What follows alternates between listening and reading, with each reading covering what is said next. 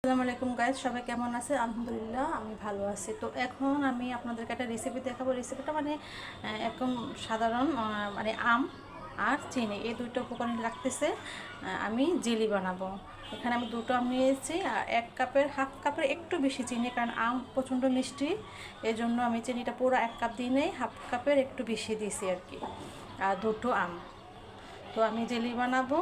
এখন এটা আমি ব্লেন্ডার করব, পরে বাকিটা আপনাদেরকে আমি দেখাবো যে আমি কীভাবে জেলি বানাইতেছি। তো দেখতে থাকুন।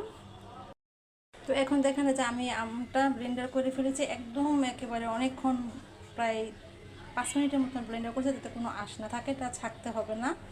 তারপরে এখানে আমি এখন এই গ্লাসের 1 কাপ পানি দিয়ে দিব, আর এই যে চিনিটা দিয়ে দিব।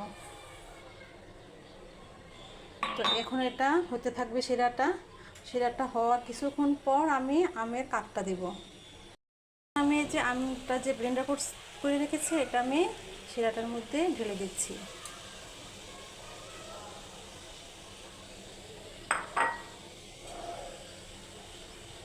এটা এখন মিক্সড করতে হবে।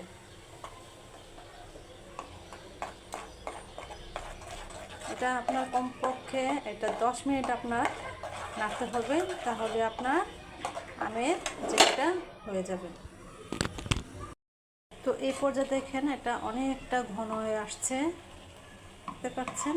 এটা আর একটু ঘন হবে, আর বেশ কিছুক্ষণ একটু ঘন হলে এটা হয়ে যাবে ম্যাঙ্গো জেলি।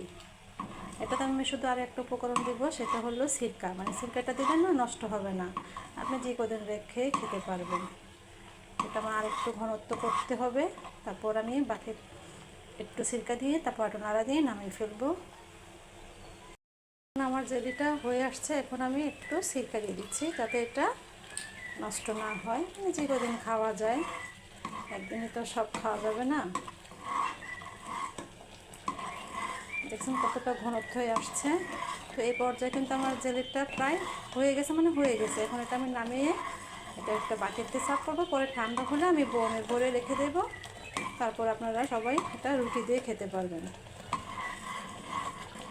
তো এটা এখন আমার হয়ে গেছে, এটা আমি এখন নামিয়ে ফেলবো। দেখেন কতখানি ঘন হয়েছে।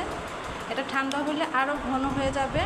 তারপরে এটা আপনারা ফ্রিজে রেখে দিতে পারেন, বা নর্মালি আমরা ঠান্ডা হলে এটা বয়মে রাখতে পারেন। আর এখন আমি এই পর্যায়ে আপনাদেরকে একটা রুটির সাথে জেলিটাকে মিক্সড করে দেখাচ্ছি, যেটা কত দেখতে ইয়ামি এবং খেতে অসম্ভব মজা হবে।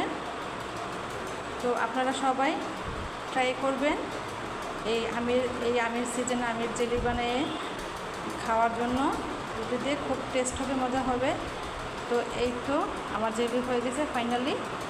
তো আজকে পর্যন্ত সবাই ভালো থাকবেন, সুস্থ থাকবেন, পাশে থাকবেন, লাইক করবেন, শেয়ার করবেন। আল্লাহ হাফেজ।